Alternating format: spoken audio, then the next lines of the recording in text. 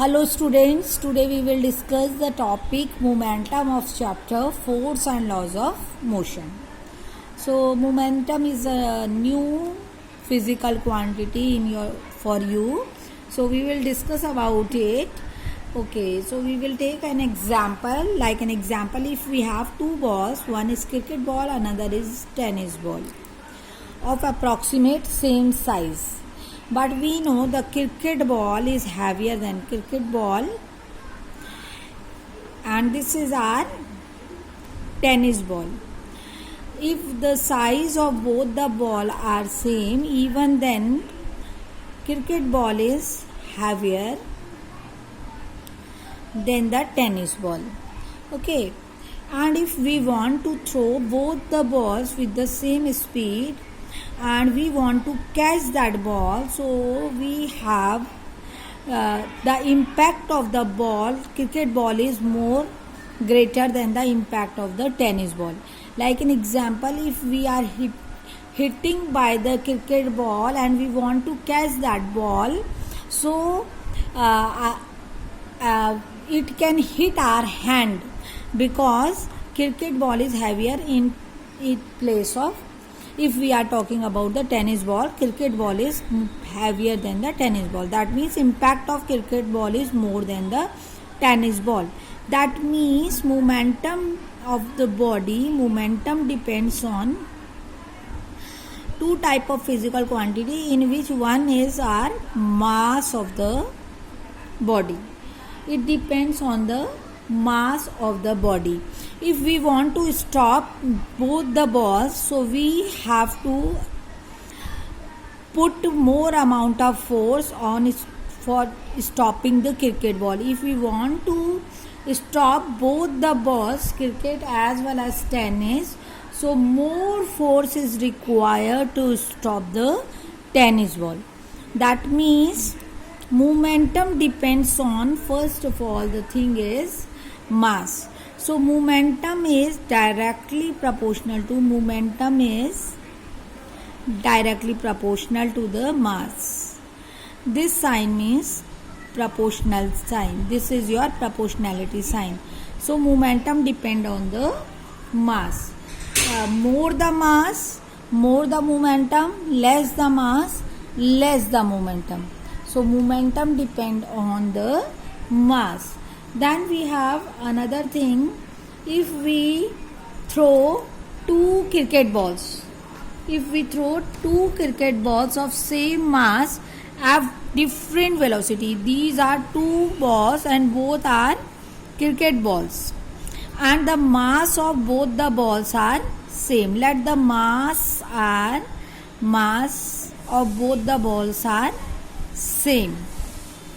Then if we had given this velocity v, let v1, and the velocity given to this ball is v2. If the v1 is greater than v2, that means we have to apply more force on stopping this fast moving ball rather than slow moving ball. That means momentum depend on another physical quantity, that is momentum depends on velocity of the object also. So momentum depends on mass, this is our first equation, and momentum depend on velocity, that is our second equation. So combining them we have momentum is depends on both the thing, that is momentum is directly proportional to mass into velocity. Both the thing, it is depends on mass into velocity. So so if we want to remove that proportionality sign, momentum, for showing the momentum we are using the letter P. For mass, that is m, and for velocity it is v. That means P is directly proportional to mv. Whenever we are removing proportionality sign, we will always write k here mv. In SI system of numeration, in SI system, the value k is equal to 1. That means P, momentum, is equal to k is 1 into mv. That means momentum is equal to mass into velocity. This is the formula for the momentum. P is equal to mv, where P is the momentum, P denotes momentum, m is the mass, and v is the velocity. Momentum is a momentum is a vector quantity. Okay, it is a vector quantity. Okay, so it is a vector quantity. Now we are coming to its unit. What will be its unit? Look at here. P is equal to, unit we can derive from the formula. P is equal to m into v. The unit of mass, you know that very well, is kilogram, and the unit of velocity is meter per second. So the unit of momentum is equal to kilogram meter per second. So this is the general, this will be the formula for of momentum. P is equal to mv. It is a vector quantity. Its unit is kilogram. Unit is kilogram meter per second. And we can take one more example on for explaining the momentum. That is, we know that very well, a karate player can break a pile of tiles. Can break, if he has a pile of bricks, he can easily break it into the parts. What he did, the procedure, if we want to do it, we got hurt, but karate player not getting hurt, and he is very quickly he can break a pile of tiles or slab of ice. How? What he did, the procedure is, the velocity he is taking very fast.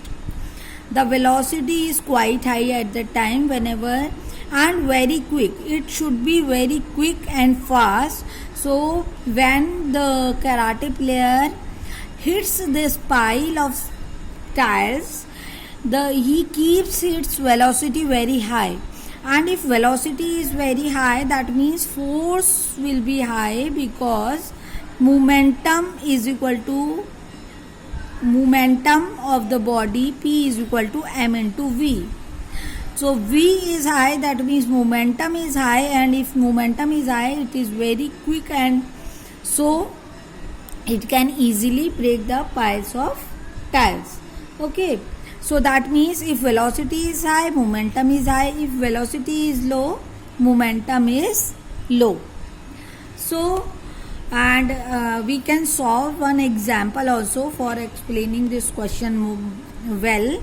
That is, what is we have to find the momentum of a body of mass. If mass is given to us 75 kilogram, and he walks with the uniform speed is given to us 2 meter per second.